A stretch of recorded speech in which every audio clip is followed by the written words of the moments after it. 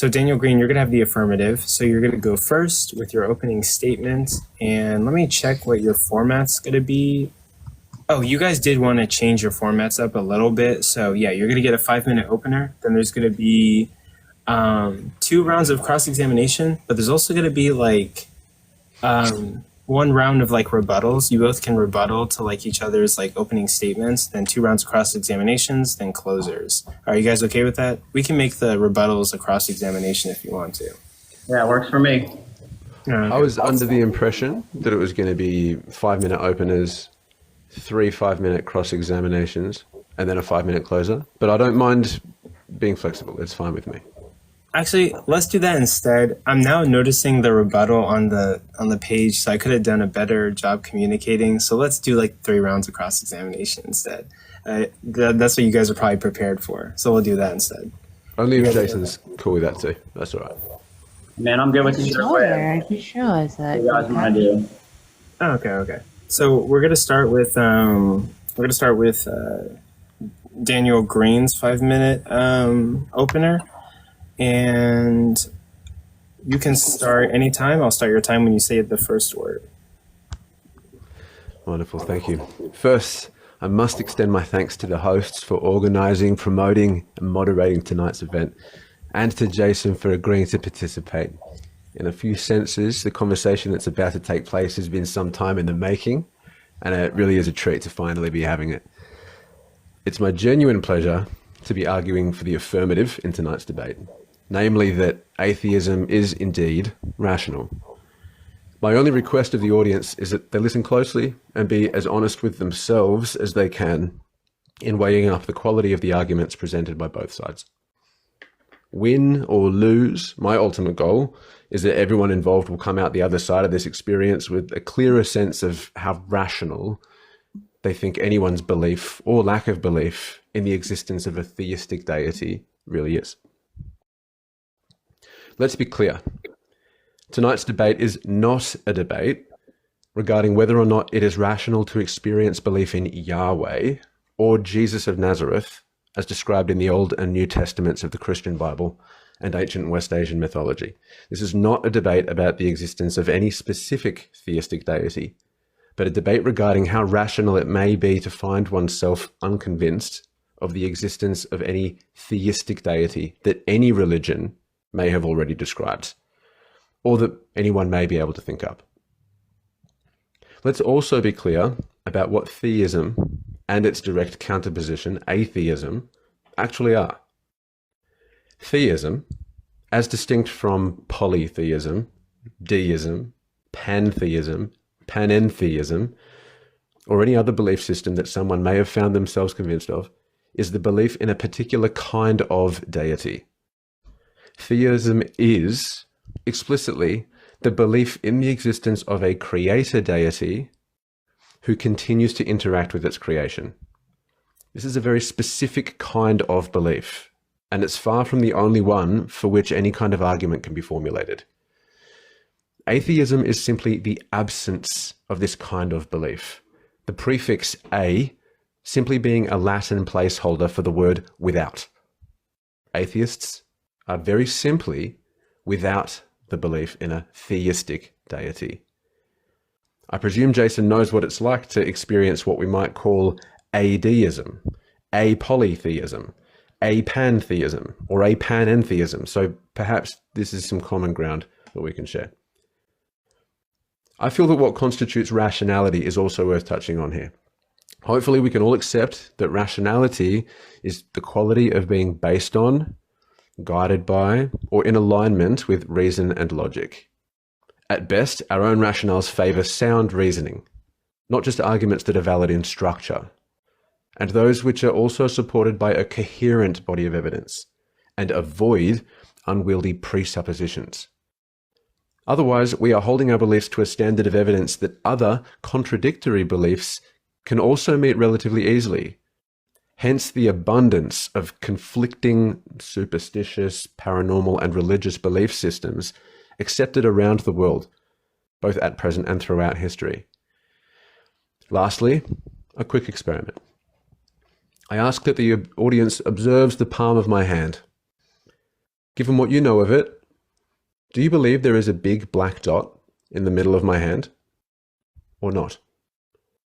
Perhaps we could label ourselves dotists, those who experience a presence of belief in the dot, or adotists, those who experience an absence of belief in the existence of the dot.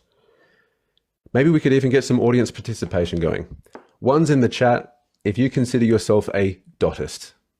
Two's in the chat if you consider yourself an adotist.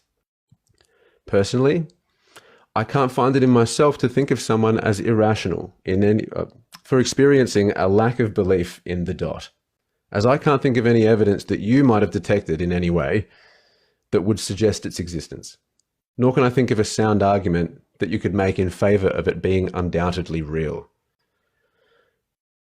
Either way, I hope that as an atheist myself, I can demonstrate that I'm not as insane as Jason may feel that I am, and that the audience will at least not regret having tuned in for the next 45 minutes. With that, thank you so much. Okay, with that, you had 12 seconds left on the clock. Thank you for your opening statement. Now it's going to be a 5-minute opener for Jason, and it starts when you say your first word. All right, great. Thank you, CoCo. Appreciate you, Daniel. I'm thankful for the opportunity to come on here and just to have a fruitful conversation. So thank you again to both Daniel and CoCo. Let me first start by saying, even though Daniel and I disagree, I don't think he's insane. I have no hard feelings. I love Daniel. I want nothing but the best for him in his life.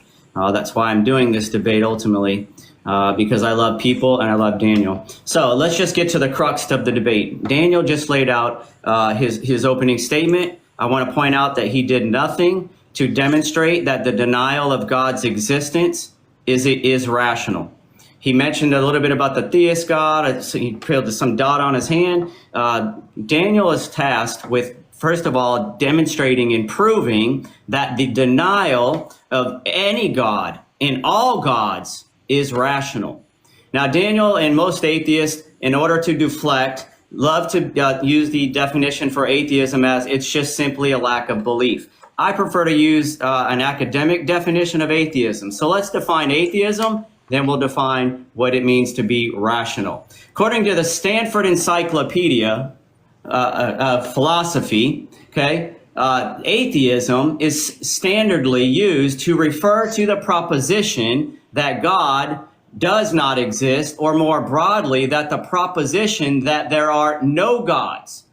This metaphysical sense of the word is preferred over other senses, including the psychological sense, not just by theistic philosophers, but by many, though not all, atheists in philosophy as well. For example, Robert Lee Poitevin writes, "An atheist is one who denies the existence of a personal, transcendent creator of the universe, rather than one who simply lives his life without reference to such being." J.J. Schellenberger says that in philosophy, the atheist is not just someone who doesn't accept theism, but more strongly someone who opposes it. In other words, it is the denial of theism, the claim that there is no God. This definition is also found in multiple encyclopedias and dictionaries of philosophy. For example, in the concise Routledge Encyclopedia of Philosophy, William L. Rowe writes, he's an atheist, "Atheism is the position that affirms that the non-existence of God. It proposes positive disbelief rather than mere suspension of belief." The Cambridge Dictionary of Philosophy recognizes multiple senses of the word atheism, but it is clear about which is standard in philosophy. What I want the audience to do tonight, I want you to keep in mind that tonight's debate is not about agnosticism being rational. The debate isn't about a neutral position of claiming just a lack of a belief in God is rational. Daniel's task is to prove that denying God's existence is rational. My interlocutor tonight has the burden to prove and demonstrate that denying the existence of any and all gods is in fact rational. He won't be able to do it. What does it mean to be rational? It involves making decisions based on facts, evidence, and careful consideration of consequences and logic. All right? It is not logically impossible for God to exist. Therefore, the denial of God's existence would not be a logical conclusion. Being rational also means being free from excessive emotions. While emotions are a natural part of human experience, rationality aims to minimize their influence on decision making. Atheism is rooted in excessive emotions such as pride, frustration, disappointment, bitterness, and the such that often leads to irrational behaviors and irrational beliefs. Being rational means that you're seeking truth and objectivity. Rational individuals strive to understand the world as it is, free from personal bias and subjective interpretations. In an atheistic worldview, almost everything is considered subjective or a subjective interpretation of reality. Subjectivism is a core conclusion of atheism. And I'm wrapping up. Atheism is the denial of any and all God's existence, and no atheist can prove that no God exists, which means that this is not a factual position supported by any evidence, but rather it is one based on excessive emotions, subjectivity. Therefore, we must conclude that atheism is irrational. Let me make it clear to the audience, we're not here to debate that denying any one particular God is rational or that agnosticism is rational. My challenge to Daniel is to provide evidentiary Finish proof. the last sentence. Sure, yes. My challenge to Daniel is to provide evidentiary proof that denying the existence of a maximally great creator being is rational and prove the positive assertion that no God exists is rational. If he can't do so, he must concede the debate and acknowledge atheism is irrational. Okay, we'll stop it there. With that, that's both of the opening statements. We're going to go into 3 rounds of cross-examination. Daniel, you're going first. You get 5 minutes, and it starts when you say your first word. Wonderful. Thank you so much. It seems that we both prefer different definitions of various terms, which is fine with me. Perhaps during my cross-examinations, we'll adhere to the definition that I've provided, and when it comes to yours, we can work with yours, Jason. Maybe you don't mind that. Also, in all honesty, I don't mind if my cross-examination times become conversational rather than strictly interrogative.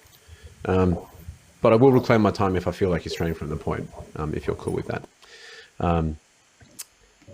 When you were younger, did you believe that Santa Claus existed? Yes. Okay. Why? Why did I believe that? Yeah. It's because what my mom told me. Your parents told you that it was true? Well, my mom. Okay. I don't have a father, but my mother and others. Yeah. Okay. Do you think that losing your belief in Santa, or presuming you don't believe in Santa anymore, correct me if I'm wrong? No, I don't believe in. I know that Santa Claus is not a real in the physical sense. Okay. Do you think that losing your belief in Santa was something that you had control over? Or do you think that it happened as a result of your previously held beliefs being placed with something that seemed more coherent or more well-informed as you continued to grow and learn new things? Yeah, I believe we're in control of what we choose to believe. Oh, okay. So you think that you chose to stop believing in Santa. It wasn't something that happened to you independent of your reasoning. Yeah, if you can't choose what you believe or not believe, there is no such thing as reasoning. Interesting. Okay. Do you believe that it's rational for someone, for their beliefs to shift over time if their experiences lead them to do so? It depends on what their conclusion is, if it's based on rationale or not. Okay, got it. I've heard you give a definition of what you think evidence is before. Could you give the definition that you like? Sure. The legal definition of evidence is any item or information that would be offered or presented that would make a claim either more or less probable. Okay, got it. So by that definition, do you believe that there is evidence for the existence of Santa? Do I believe that there's evidence for the existence of Santa? Right, yes. By that definition. There's evidence. Yeah, right. But it's not evidence that's compelling to you, is it?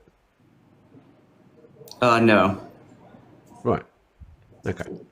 So if someone, most likely a child, were to tell you that you were being irrational for lacking any belief in Santa's existence, how would you respond?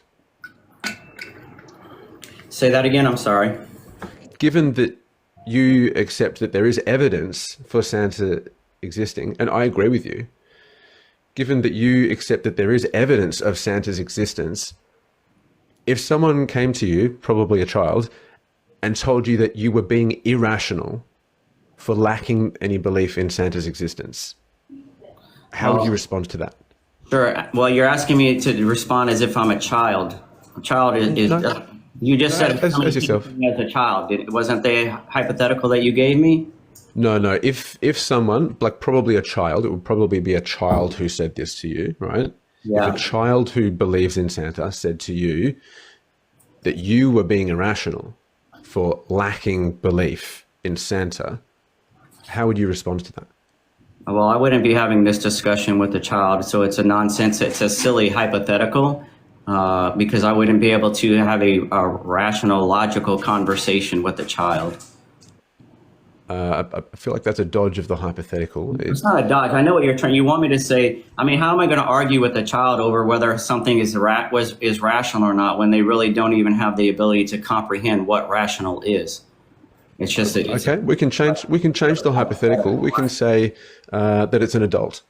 We can say an adult who still believes in Santa, given the evidence that they've seen, right? The letters from Santa that they've gotten, the bite that they've seen taken out of the cookie, the milk that's missing from the glass that they left out, the Santa that they saw at the mall, the fact that all their friends get presents from Santa too. This adult still believes in Santa. We have to end it. That's sure thing. No worries. Sorry about that, but the 5 minute ran out for your cross-examination. So Jason, now it's yours to end the first round of cross-examination. So it starts whenever you say your first word. Absolutely. I'm going to try to stick to mostly yes or no questions just for the sake of time. If Daniel, you feel like you need to expound upon something or clarify something, I would ask that you do so on your time. First question I have for you, is it logically impossible for God, a God creator, to exist? I think it depends on what one means by God. I just said a God creator. Is it logically impossible for God to exist? Again, it depends. There are many different conceptions of what a God is. If we're talking about a theistic deity, God is the uncaused cause, the creator. an uncaused cause seems illogical to me. Maximally great being. I didn't ask you what you think. I'm asking you, is it considered logically impossible for a God creator to exist? Yes or no? Some kind of creator entity, logically? You're just dodging. Are you going to answer the question? It's yes or no. Is it logically impossible for a God creator to exist? I did just say it's possible, yes. It's logically possible, correct? Possible, yes. Okay, wonderful. Do you understand that in philosophy, if something is logically possible, if something is not logically impossible, it is logically necessary? My next question for you is, can anyone be certain that God doesn't exist? I don't believe so. I don't claim to be certain. You can't be certain that God doesn't exist. So is it rational to deny the existence of something that is, first of all, logically possible and that we can't be certain doesn't exist? To be clear, you're using the word God in an unclear way. We're talking about the existence of a theistic deity. An uncaused cause, a creator, a maximally great being. Is it rational to deny the existence of something that is logically possible and that we can't be certain doesn't exist? You just said a second ago that nobody can be certain that God doesn't exist. I don't care what definition of God you're using. Again, we're not here to debate against the Christian God or any one particular God. We're talking about a maximally great being, a creator. Is it rational to deny the existence of something that you can't be certain doesn't exist? I think it's rational to lack the belief. Yeah, if you've not been convinced. I asked you, Daniel. I asked you, is it rational to deny the existence of something you just admitted you can't be certain doesn't exist? I think it's rational to lack the belief. I don't think it would be rational to claim I think certainty the of it audience, not if they're existing. being honest, they know he's dodging the question. It is irrational to there's no deny the dodge. existence of something that you're not certain of, and to deny the existence of something that is logically possible. That literally would be irrational, because it's not based on logic, it's not based on facts or evidence. By definition, that is irrational. Is it rational to deny any and all God's existence? If it is rational, Daniel, to deny the existence of any and all God's existence, why don't you just make the positive assertion that God doesn't exist? Because I don't think that it is possible for us to know that these entities don't exist. I think that the existence of these entities is beyond our ability to ascertain certainty of. Okay, great. So I appreciate the honesty. So that means that you can't rationally deny the existence of God, correct? I can, but I can't claim certainty of it not existing. How can it be rational if you can't claim certainty? How can you say God doesn't exist and it be rational when it's logically possible and you can't be certain that God doesn't exist? How is that rational? We're talking about degrees of likelihood here, based on evidence that we have Ask about observed. certainty. So I'll move on. On your live on 522, you stated we don't get to choose what we think is true. You alluded to it just a minute ago. Do you recall making this assertion? Yes, I do. That's what I believe. Okay, are you forced to think that this is a true statement by the chemical reactions in your brain? And if so, are you certain that your brain is computing truth? No, I'm not certain that my brain is correct about everything. No, but I do believe that position I have arrived at as a result of the experiences that my nervous system has been on the receiving end of, cumulatively. Yes. So you don't have any control over what you think is true. No conscious control, not full conscious control. No. So how do you know that way? How do you know that what you're thinking about atheism and theism being rational or irrational? By the way, how do chemicals that you have no control over, how do chemicals make rational or irrational conclusions? I don't believe that chemicals do that. I believe that nervous systems can learn to do that. Okay, how do nervous systems make rational or irrational decisions when they don't have a mind and they're not sentient? Sure. So they can learn to make decisions that are either more or less informed by what we would consider to be sound logic. Do you need a mind to So be if able to learn anything, Daniel? Pardon? Do you need a mind to be able to learn anything? Okay, we'll stop it right there. Yes or no? Do we want Daniel to answer that question? I'm happy to answer. Okay, go ahead. I'll give him it. Yeah. You need a mind to learn. I think it depends on what you mean by learn. I think you could teach like an AI certain things, but I think that learning in the sense that you're probably referring to, I'd say we probably need a mind of some kind. I think minds are contingent upon brains. Okay, we'll stop it right there and go into second round of cross-examination. Daniel, you get 5 minutes and it starts when you say your first word. Cool. Well, people in religious communities that aren't necessarily theistic in nature can provide evidence like ancient sacred scriptures, prophecies, revelations, miracles being performed in front of their own eyes, prayers being answered, personal testimonies of their own lives changing upon conversion, feelings of being touched or overcome by various gods and entities, etc. Arguments that can be made logically in support of these deities existing. Do you think that people in other religious communities, other than your own, are irrational to hold their beliefs when they feel they have evidence of the same nature that you feel you have for yours? Yeah, so I'll go ahead and answer this question, but I do have to point out again that Daniel, you're not arguing that the debate, what you're asking me is a non sequitur. You're asking about other faiths when your obligation is to demonstrate and prove that denying any and all gods is rational. I'll just, to be really clear, this is to be more specific, the actual debate title. I'll just reclaim my time there, Jason. Just to be really clear, this is not about the truth of other belief systems. This is about whether or not it's rational for these people to believe something, given that they have the same standard of evidence that you're saying you have in favor of your I would say it's system. rational for other people to believe in a God. Yes, even if I don't agree with them in the God that they're describing, I believe it is rational for an individual to come to the conclusion that there is a creator God. And pretty much anybody, all of these other faiths, Muslim, Islam, whatever that you're referring to, believe in a creator God. So I would say that's rational to believe that, yes. Do you understand the difference between a deistic God and a theistic God? Yes, I do. A deistic God is a higher power, a creator that is not involved within its creation. So you believe that it's possible, like arguably even logically possible, that a deistic God exists, yes? No, I don't think that is, because in order for us to even know that God exists, it has to be revealed to us. If God didn't want us to know that he existed, we would have no way of knowing he existed. So to claim that God is a deist God, you would have no way to know that that God even existed. So I would say that's irrational. I don't think that that makes sense, given that this deity could create a world within which there is plenty of evidence of its own existence. You wouldn't know that. It simply doesn't exist. It doesn't interact with this world anymore. But anyway, given that it is possible that a deistic God could exist, I didn't say that. would it be rational to reject the possibility of that? Yeah, it would be. That theism is the only possibility.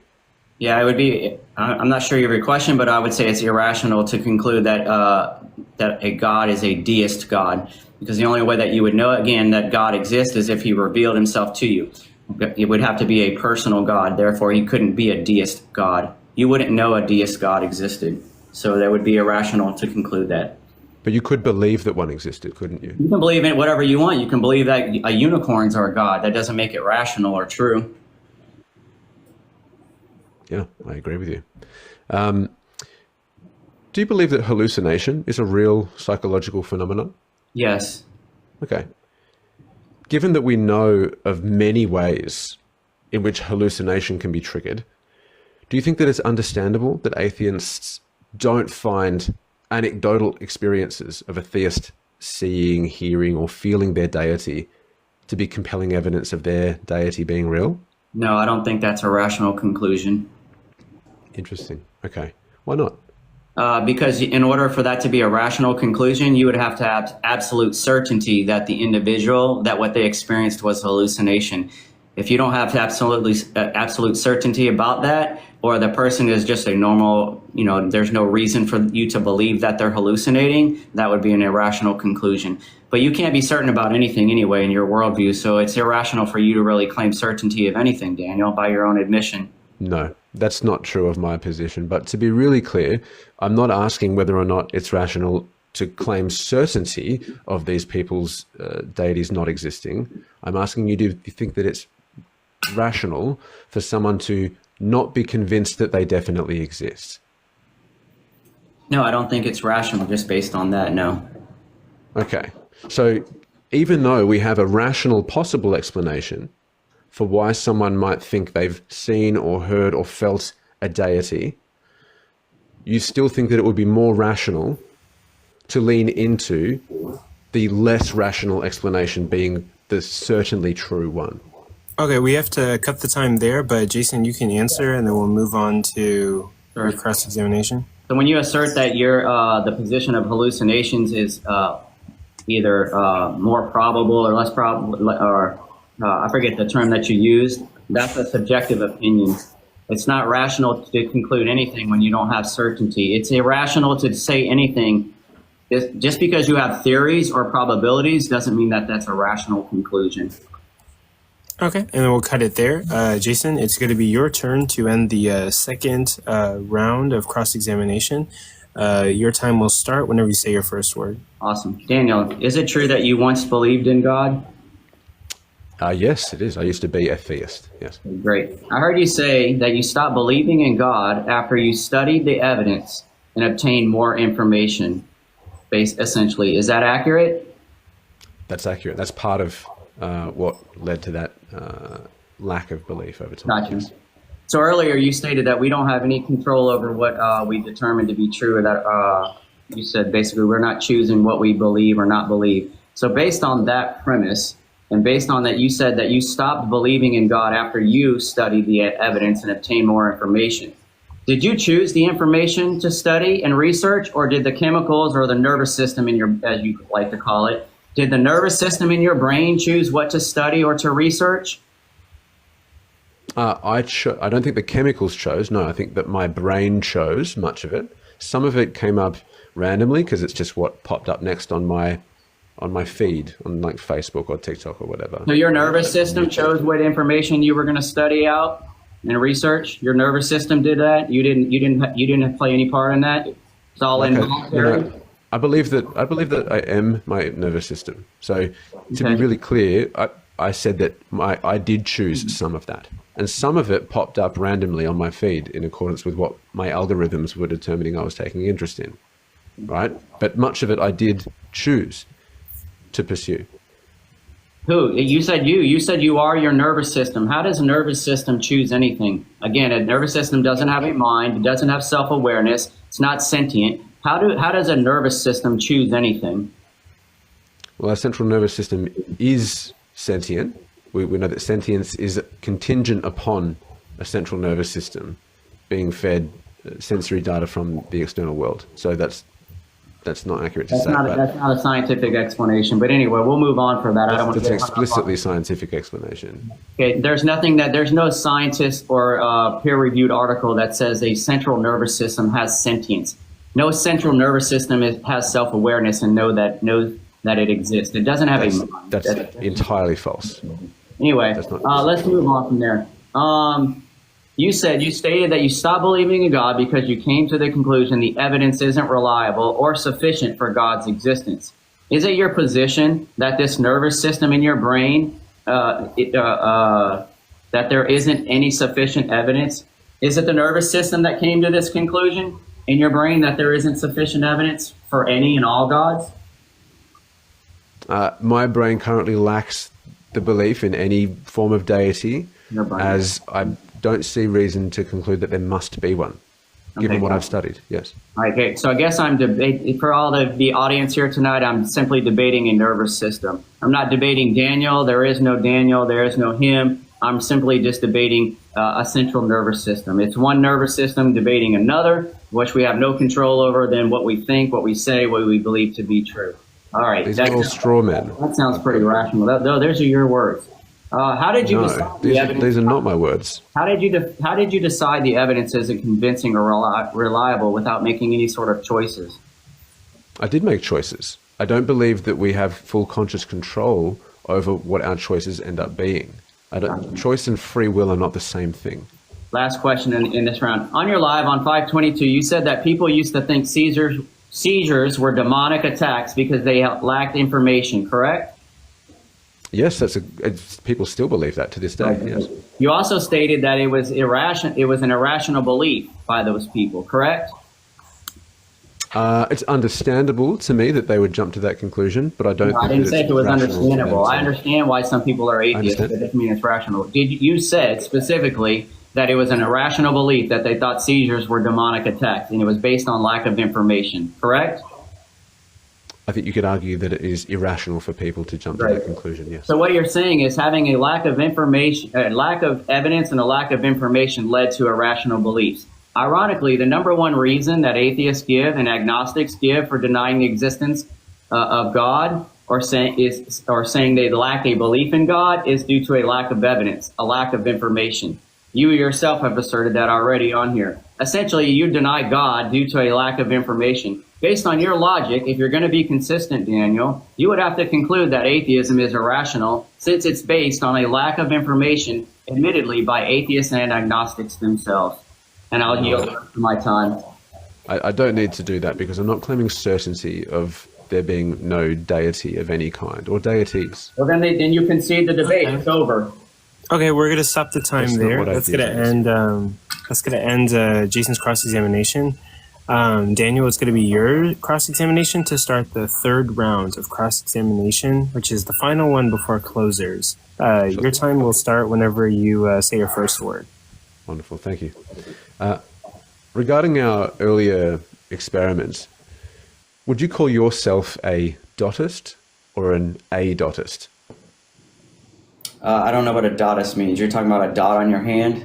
Yeah. Are you a dotist, one who believes that there is a dot in the middle of my hand, a big black dot? Or are you an a-dotist, so someone who lacks the belief in that dot? Atheism means without God. So yeah, I would say without dots. Yeah. So you're an adotist. Okay. Why is that? Why is that? Yeah. Because there's no rational justification or explanation for it. What makes you say that? There's no evidence. There's no evidence? Okay, interesting. I am a dotist myself. I believe that there is one. Do you believe that I'm being irrational when I say that? Yeah. Why? You're being irrational. Why am I being irrational if I'm being if I tell you that I'm a dotist? Yeah.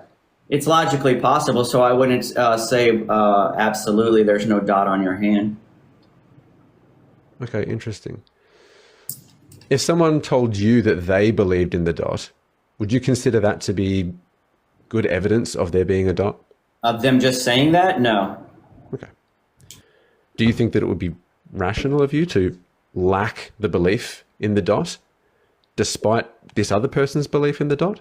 Only if I had done sufficient study, research, and my conclusion is not based on feelings or emotion, and it's based on whether or not it's logically possible or not. I would use the same criteria that I used for everything else before I concluded whether that was a rational position to take or not. Okay, sure.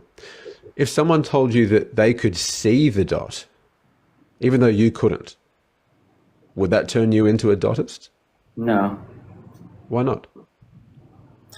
Because that claim, one claim alone, wouldn't be sufficient. Okay. So even if it were true that they could see it, just one claim alone is not good enough? Mm-mm. Okay, all right. Why would one person wholeheartedly believing they can see something not be convincing to you that it exists? Because if you're trying to make the analogy, what you're trying to do is compare this dot on your hand to God, because there is no just one piece of evidence that we would say demonstrates the proof of God's existence. By the way, in order to prove anything, and I don't want to get into the tag argument, so I'll just leave that alone. Anyway, I would never assert that God just exists just because I say He exists. Yeah, no, I'm not asking that. I'm using this as an analogy for belief in anything, not just a God. So if someone says that they can see the dot, but you can't, you don't consider that other person being convinced that they can see, they're literally experiencing it. As far as they're concerned, there is a dot that they are looking at. Their experience, their sensory experience of seeing the dot would not hold up for you. Why? Not if that's the only evidence, no. It would require more than that. It doesn't have anything to do with the fact that sometimes people see things or sense things that aren't provable outside of their own mind? Say that again? Let's try this. Have you ever had a dream that you were convinced in the moment was real? That I dreamed that was real? Have you ever had a dream that while you were in it, you believed it was reality? You didn't realize that you were dreaming? No. You've never had a dream like that? Oh, okay. No, I don't recall. I mean, I have dreams. I know dreams are real. I dream all the time. I'm a vivid dreamer. But are you asking me, I mean, do I recall sitting and thinking in the middle of my dream, hey, this dream is real, like I'm really doing this stuff? No, I don't recall having that kind of a dream, no. I mean, it might be possible when you're dreaming. Who knows? I don't remember all my dreams. Yeah, fair enough. Yeah. Do you think that Right. it's understandable for people to, when dreaming, not realize that they're dreaming sometimes and think that they're in reality? Do I think it's understandable? I think lots of things are understandable. Does that make it rational? Rational? No.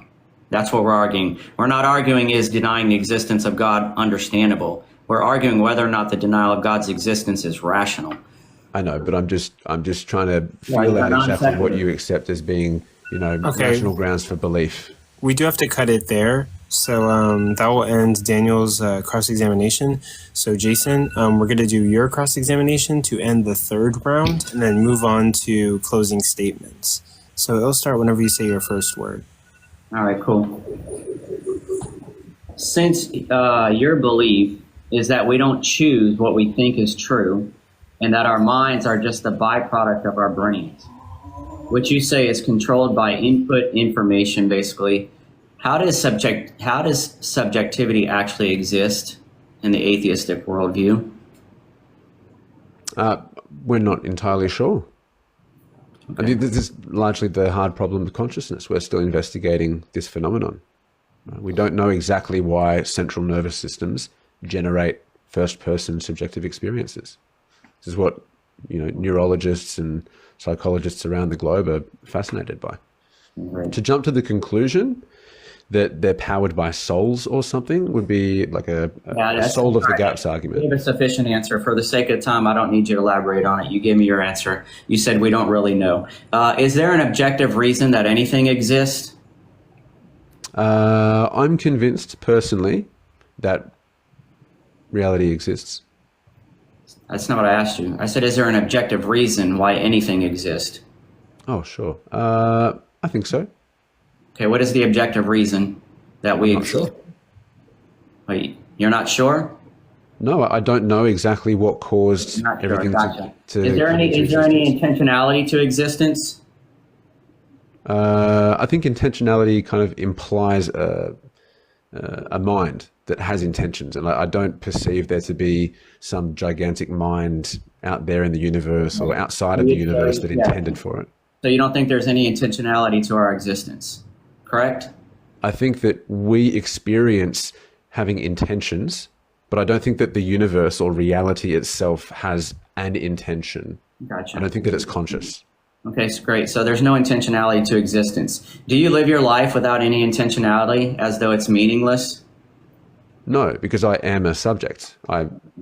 So there's no intentionality to so you're living contrary to your worldview. You say there's no intentionality to existence, but you live life with intentionality, as though your life is meaningless. Would it be rational if I spent hours? Would it be rational if I spent hours, weeks, and months trying to disprove that Santa Claus and the Tooth Fairy are real or necessary? I mean, I'd be interested to hear why you might do that. If you're trying to make an analogy between someone like myself who spends a lot of time having conversations with people about whether or not their belief in God is would it be rational if I knew that? Then I can give you the reasons why I do that. I don't need the reasons why. I'm just asking you. It's really a yes or no question. Would it be rational for me to spend hours, weeks, months, and of my time, energy, and effort trying to disprove something that I am absolutely certain doesn't exist? Is that rational behavior, in your opinion? Depends on the goal of the conversations that you're having. Yeah, if what your goal is to help people learn about epistemology, if your goal is to help people think more critically, do you think it is rational? I think that's a great goal to have. Okay, great. Would it be rational for me to assert that unicorns are evil? Personally, I'm not convinced that unicorns exist. Right. So I don't see good reasons. Yet there's all these atheists that spend hours and weeks and days doing lives and all this stuff saying God is evil, yet you're not convinced that God even exists. How can something that doesn't even exist be evil? We'll move on. Can a question? Do you want me to answer the question? Your turn to question me. It's my turn to question you. There was a question though. I'd love to answer it. I didn't ask you. No, you answered my question sufficiently. I didn't. Daniel, so when you said let's move on, I didn't answer the question at all. When you use the pronouns I, me, myself, are you just simply referring to nothing more than a central nervous system? No, I'm referring to my mind, fundamentally, but then also pragmatically, I'm also referring to my body. Okay, are you your body or are you your nervous system? Earlier, you said you were your nervous system. Have you now changed your position on that? I think fundamentally, I am my mind, but my mind is contingent upon my nervous system. Do you have any control over my central nervous system? Pardon? Do you have any control over your nervous system and what it tells you?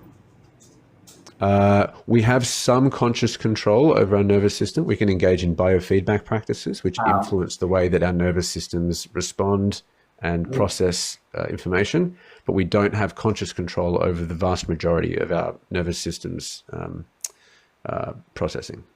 Okay. If you are your nervous system and you don't get to decide or choose what you think is true, it's all determined by this nervous system that you keep referring to. How can you have control over this if every thought that you have is a different byproduct of the nervous system? Yeah. Okay, answer that question, and then there'll be. It's fine. It'll take too long to answer it. I can see. Go ahead. I'm done with my questions. Okay, we want to end it there. Yeah, I don't want to end it. Yep. Okay. Moving to the closing. So now we're moving into closing statements. Daniel, you're going to get 5 minutes. So it starts whenever you say your first word. Sure. Again, atheism is not necessarily the claim that there is no God, nor that the existence of a God is not possible. It is the absence of a belief in a specific kind of deity. I don't claim to know that there is no God. I'm just being honest with you when I say that I'm not convinced that one must exist. To be clear, I don't believe that those who hold to theism are unintelligent, crazy, or even necessarily irrational, depending on what you understand rational thought to be. I don't believe that I was any of these things when I was still a theist. But I have come to believe that I was jumping to a conclusion as a result of not having examined my reasons for believing closely enough. I couldn't see that there were inconsistencies in my rationale. I had not yet learned how any other alternative positions could be considered possible, more likely even. And all that meant was that I was more ignorant than I am now. I still consider myself to be ignorant. In fact, I consider us all to be ignorant, just to varying degrees. Given that ignorance is simply the state of being uneducated, unaware, or uninformed of something. We are all ignorant of just how much there is that we don't know. And admitting that to oneself is not irrational. It is honesty. Imagine yourself attending a horse race and being asked by your friends to place a bet on one of two horses. Peering down at the starting gates, from what you can see, the first horse looks healthy and strong and is waiting calmly behind barrier number 1. Looking over at where the second horse should be, you see a distinct lack of horse behind barrier 2. You cannot see anything at all in that stall, not even a jockey. You look at your friend in confusion. What do you mean, pick one of the horses? You say. I can only see one. What do you mean? Asks your friend. It's right there. How do you not see it? It's magnificent. Number 2 is a sure thing, don't you think? No, I can't honestly say that I do think that, you respond. You explain that you can't see good reason to place any bet on something that you can't really say that you think is real. At this, they scoff at you, call you irrational, and hurry off to place their bet on horse number 2, while you stand there in disbelief. A disbelief that you cannot help, mind you. Could one be forgiven for not placing their bets on a horse they are not convinced is real? Is it irrational of someone to do that? Regarding the questions that Jason believes theism answers, given the existence of possibilities, not necessarily realities, but possibilities other than theism being true, for example, deism, pantheism, panentheism, polytheism, can you honestly find it in yourself to find an atheist to be irrational? Again, thank you to the hosts, Jason, and the audience for all making this event possible. And I'd love to extend the invitation to Jason to join one of my live streams anytime so we can continue the conversation in whatever direction he might like to take it. No muting, nothing. I'd like to leave a few questions for the audience's consideration, especially those who currently feel convinced of the existence of a theistic deity. Can any theists in the audience understand someone lacking the belief in a theistic deity? Does it honestly seem entirely irrational to lack the belief in one very specific form of deity as an explanation for anything and everything? Regarding dotism, I do consider myself a dotist. I believe in the dot because I believe there is sufficient reason to do so. In fact, I think I can give you reason to believe right now too. Upon observing my hand now, do you believe differently than you did before? Are you now experiencing a belief in the dot that you were not experiencing before? If so, I can understand that. I wouldn't consider you to have been irrational before for not believing what I did, though. You simply lacked compelling reason to believe, and that seems pretty understandable to me. With that, again, thank you so much, and I'll concede my time. Okay. You had 20 seconds left on the clock. Thank you for your candor. Jason, it's now your turn for your 5-minute closer. I will start it whenever you say your first word. Yeah, absolutely. Thank you, Daniel. Thank you, CoCo, again. I appreciate it. I've enjoyed the conversation back and forth. I'll accept your invitation, Daniel, to join one of your lives. What Daniel did here is he defended agnosticism. I never made the assertion that it's irrational to say you don't know or you're not sure if God exists. That wasn't the topic for the debate. He wants to use a different form of or definition of atheism. I go by scholastic definitions, the philosophical definition of atheism. What I was asking him to prove was rational, was the denial of God's existence. The definition of agnosticism is the when you basically are holding to that you cannot know whether God exists or not. Obviously, I wouldn't consider that to be irrational, saying you don't know. There's lots of things I don't know. I have lots of questions as well. That's not what we were supposed to be debating. I knew he would do that. He did not show that it was rational to deny the existence of any and all gods. He just simply did not. He did not. He actually conceded the debate at one point, in a sense, when I asked him, is it logically impossible for God to exist? He said no. Okay. Then I asked him, are you certain that God doesn't exist? He said no. It cannot be rational for an individual that claims that God doesn't exist. That's what atheism is, the denial of any or all gods, if it is not logically impossible and you're not certain of it. That is literally the definition of irrational conclusions. According to Daniel and his worldview, we are nothing more than central nervous systems. Therefore, we cannot be rational nor irrational, especially when we don't have any control over these nervous systems or what we even think to believe is true or real. Makes no sense. That's irrational. Atheism is irrational ultimately because it's denying the existence of any and all gods. Atheism isn't based on facts or evidence, but rather it's based on your emotions. And according to their own worldview, it's just some nervous system, some brain chemicals that are not being convinced of God's existence and deciding to deny the evidence for the existence of God. In atheism, ultimately nothing is really rational or irrational. As my opponent claims, we cannot choose what we think is true or not. The logical conclusion would then be that we don't choose what is or is not rational. Coming to the conclusion, Daniel, that no gods exist in spite of God's existence not being logically impossible, which entails God's existence is logically necessary, is irrational. Since no one is able to be certain or able to prove that God doesn't exist, yet believes God or no gods exist definitively, fits the definition of irrational. I'll leave you with this, a few self-reflecting questions, okay? As I close this debate. Is the way that I live and experience my life in alignment with the reality that God doesn't exist in? Am I living life as if there's ultimately no purpose or meaning? Am I living life with intentionality, or as if everything in life is ultimately random, by chance, or by luck? Do I really live life like I'm just a piece of matter or chemical reactions or a nervous system, as my opponent asserted tonight? Or do I live like I have self-awareness, a unique personality, and a mind? Lastly, when I think about what I value most in life, like love, relationships, honesty, integrity, empathy, kindness, and the such, do I really think it's rational to think that all of these things are nothing more than the byproduct of a central nervous system or random mutations over billions of years? When I think about the real me, who am I? Do I think, oh, I'm just a nervous system. I'm just a bunch of chemicals.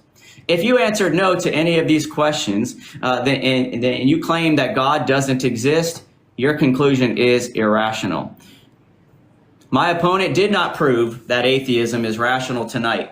If you're going to be intellectually honest, you need to conclude that I have won tonight's debate. Thank you and all glory to Jesus Christ, the Lord of Lords and the King of Kings. God bless you, and thank you again for the opportunity. Okay. And that would be the ending of your closing statement with 28 seconds left on the clock. Man, this event started off rough, but it's going good, and I'm grateful for this debate. Everyone, let's give a round of applause for Daniel, Green, and Jason. Thank you guys for being here. I appreciate you guys being here. Given that, we're now going to go into about 20 minutes of audience comments, critiques, or questions. I'll start bringing those people up. I do need a mod to start the poll so we can get an audience vote on who won. I can't do it. I try to, but I can't. And also, if anyone can like screenshot it and send it to me, I would like to keep it for my records, like whatever the result of that poll is. But thank you, mods, for bringing up the people to speak. Who wants to go first? I'd love to. Great Go performance by both of you. I think you both did a great job. But this is a question for Daniel on his nervous system. At one point in the debate, you said it's a non-rationalistic determined cause is your nervous system. And then I heard at some point that your mind, a rational mind, can change a non-rationalistic determined nervous system. I would just see that as a somewhat of a, if not contradiction, a vicious circle, right? But I would just like to see your input on that. Yeah, sure. No, I don't think that that's what I said. Before getting into that, I hope you don't mind if I just thank everyone so much for the gifts. This is unbelievable. I can hardly believe that, to be honest. Rest assured that all goes towards this, getting another day worth of live streaming up and running. Thank you so much, everyone. It means a ton. Yeah, it's my belief that we're not born rational.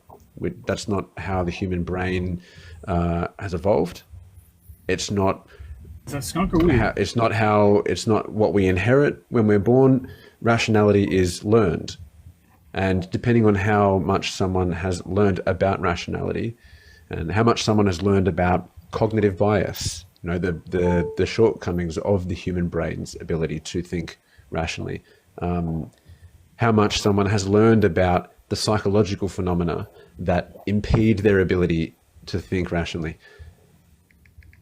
The more someone has learned about those things, the more rationally they think, right? So long as it's taught in a way, or they learn it in a way that it sticks and it's all coherent within itself. But I don't think that it doesn't make sense to say that, a mind can become more rational over time the more that it learns about critical thinking and how things appear to work around us. I mean, with all due respect, Daniel, you didn't answer the question, right? If your nervous system is a non-rationalistic, determined process, but then you say at some point the mind that is rational can change this from a non-rationalistic determined process to a rational process that is indeterminate. No, I think that the mind changes in accordance with what it experiences. We reach a tipping point, right? At some point, we might reach a tipping point at which we begin to value critical thinking more than we used to. And so then we might consciously seek more education, more information about how to think even more rationally than we already have come to. Right? Also, really quick, let me just hop in really quick. Sorry to interrupt. For the audience, there's a blue clipboard on the left side of your screen. That's where the poll is. Just tap on that and you can submit your vote. I'm sorry about that, Daniel. Go ahead. No worries. Like, for example, when I used to believe in Santa Claus, right, I don't think that, I could really help that. I hadn't been exposed to enough information to make what I now believe is a more rational decision. So I couldn't help that I continued believing that Santa was real. But this once is I the critique, realized Daniel. that, there was certain... Your rational mind, if your rational mind, because you're not answering the question, to be completely fair, and I'm sorry for interrupting. I think I am, but we do kind of have to move on due to like shortness of thank time you, CoCo. But sorry about that. But Well, maybe that's like not- later okay. after the debate, you can come back and we can probably get that done. Who wants to go next? Jason, I have a couple questions for the things you said. One of the very first I'm sorry, but one of the first things that you said in the very beginning was what it entailed to have like some disbelief in a proposition that might be logically possible. And you claim that what is logically possible is logically necessary. And I really need to like some expounding on that, right? Because that just does not follow from any like formal system. So I'm wondering exactly how you can expound on that. I hope your fucking grandma makes fucked up salchicha. Wait, what's going on? We I'm gotta keep asking it, you. we gotta Did keep you it appropriate. Oh yeah, sorry. I realize you guys can hear me. I think was Solo was yeah. unmuted. Yeah, Solo was unmuted. Sorry, but yeah, Jason, did you hear the question I made? So I didn't really understand the question. Are you asking me where did I get this concept that if something is not No, so like okay, possible, so that it's logically necessary?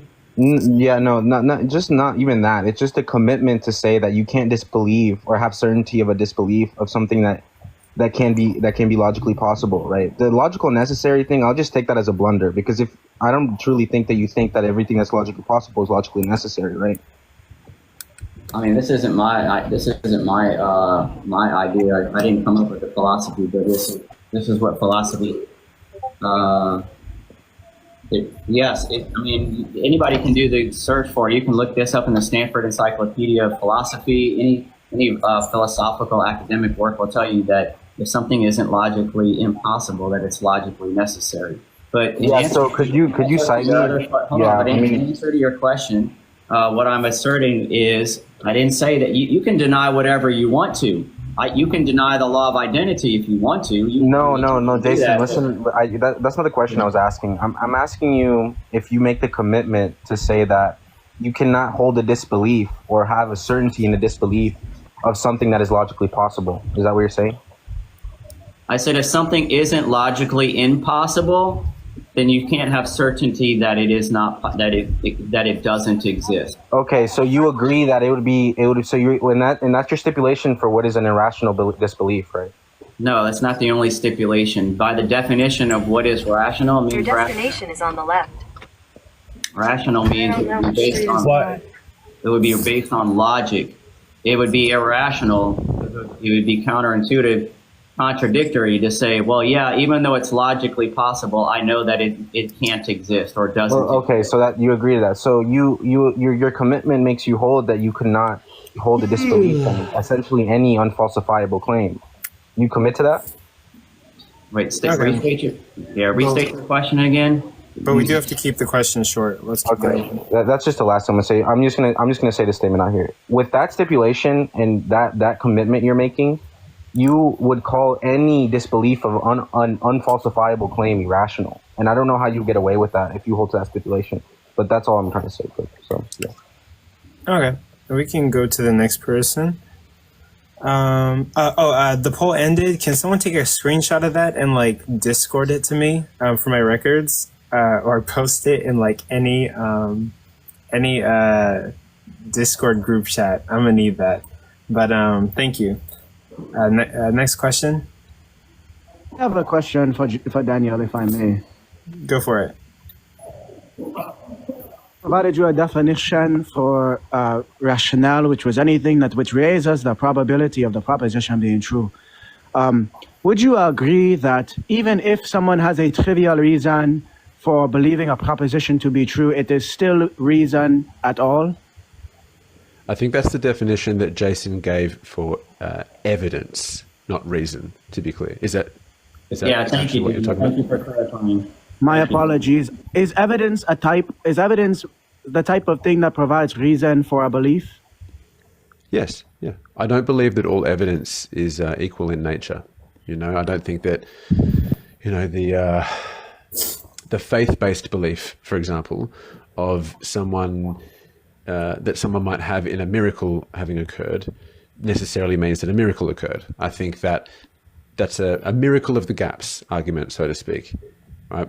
Just because we feel that we have seen something happen doesn't mean that it did happen. right? Just because we feel that there is an argument that supports something being true, it might not actually be a sound argument. I'm much more interested in sound arguments than just any valid argument whatsoever. Someone might have ancient texts that people have been believing for thousands of years. That doesn't make the claims in the text true either. Not all evidence is equal, right?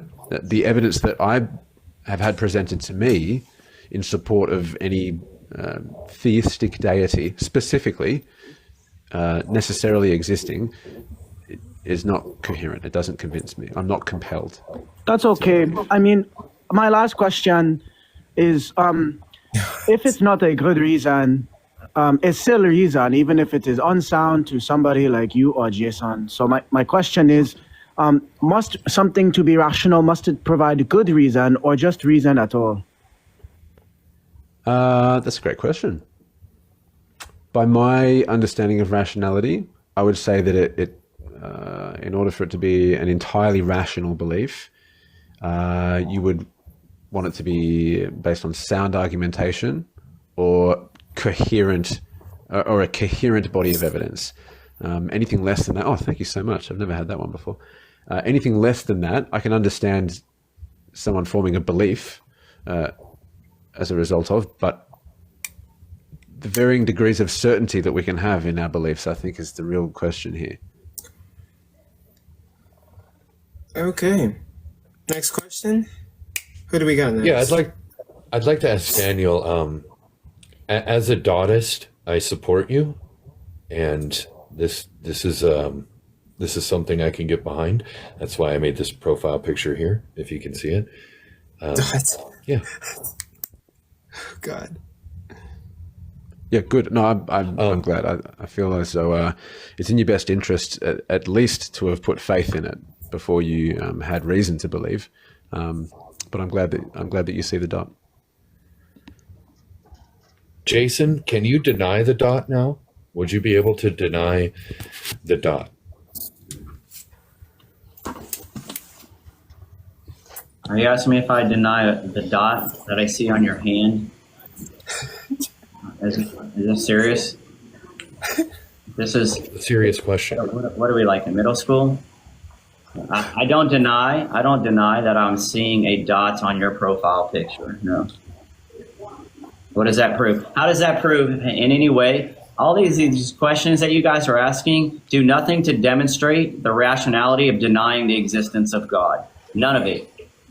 Daniel didn't do anything to prove that denying the existence of any and all gods is rational.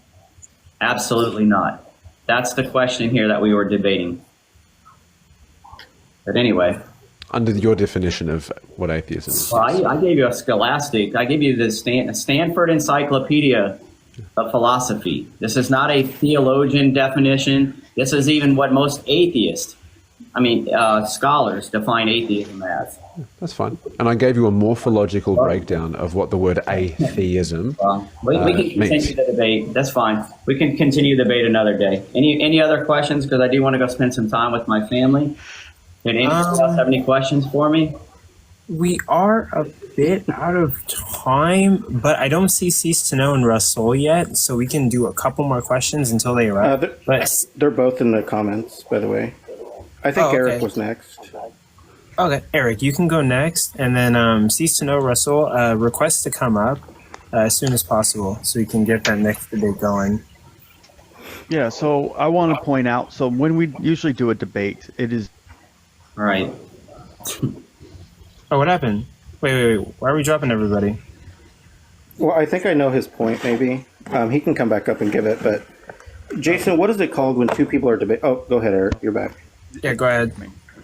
Okay, so when two people normally debate, to prevent a definitional fallacy, which is by using a definition to say that what the people are saying isn't like true by just arguing on this, that you agree on a definition before usually you do the actual discussion. If it's the case that, Jason, you admitted that you knew Daniel was going to use a different definition for this, why would you then straw man his position that he's not even holding to, instead of actually agreeing on a definition before the debate to make it an actual good conversation instead of a straw man? Yeah, I didn't know what he was going to do. I just assumed, because this is what most atheists do as a deflection, because they know that they can't give a rational justification for denying the existence of God. So they hide behind this whole idea, oh, atheism is just a lack of a belief in God. But didn't you say on here that you knew that he was going to use a different definition, knowing that he was going to use a No, I different did not say definition? that. I did not say that. What I said okay, was, well, that's fine. what I said was Daniel would not be able to give a rational justification for denying all the existence of any and all gods. Okay, so can you, and then after that, can you give me the P and not P that it is into atheism? Because just because you say God doesn't exist, you have to give a P and not P why his position is non-justified. If you have to demonstrate. Yeah, I'm not here to debate you, Eric. If that's not a question. If you want to debate me, I'll be more than happy to debate you on this same topic. What was your P and not P to justify the claim? We were going, is atheism rational? I demonstrated. Yes. I gave you a scholarly definition of atheism, and I gave you a definition of rational. It is illogical to conclude or to assert with certainty that God doesn't exist when it is not logically impossible and you can't be certain of it. By the way, Daniel isn't certain of anything. He doesn't. Well, you said that multiple times, but no, yeah, you did. You even said it in the debate that you weren't certain that God doesn't exist. Daniel. That's not me saying I'm not certain of anything, Jason. Yeah. Yeah. But anyway, I don't want to run the risk of starting up debate. No worries. 2.0, yeah, but that's not. Eric's ultimate question is, he's asking me what the P and not P is. For what? For the denial, for atheism? Like, I don't know. His question didn't make any sense to me. Okay, but Russell, if you're in here, please request to come up so we can start the next debate. But in the meantime, guys, I'm gonna hop off and go be with my family. Hey, thank you, Daniel. I appreciate you, man. We'll catch up. We'll talk again. I hope you have a wonderful rest of your weekend. Don't forget to honor all of the military, that men and women that have died in order to protect our freedoms and serve our great country, the United States of America. God bless America, and Jesus Christ is Lord. Yeah, make sure you go look up the definition of the word deny. Also, really quick, let's also recognize that Jason is a ex-military. What was it? Where did you serve, Jason? Marine Corps. Hoorah, Semper Fi, do or die. Thank you for your service. Absolutely. Thank you so much. God bless everybody. Wonderful. And yeah, again, thank you, everyone, as well. Means. Jason, hosts, audience, every one of you has just absolutely made my day. Thank you so much for being a part of the whole experience. Can't wait to see any of you some other time. All the best. Yeah, absolutely. Thank you for being here. We really appreciate it, and I hope to collab with you soon and maybe do more debates. But okay, so we have Rasul and Cease to Know here. I do want to get all the judges on the panel and clear everybody else out. But we might have time after the debate to talk about anything or any comments, questions, concerns. So we'll do it there.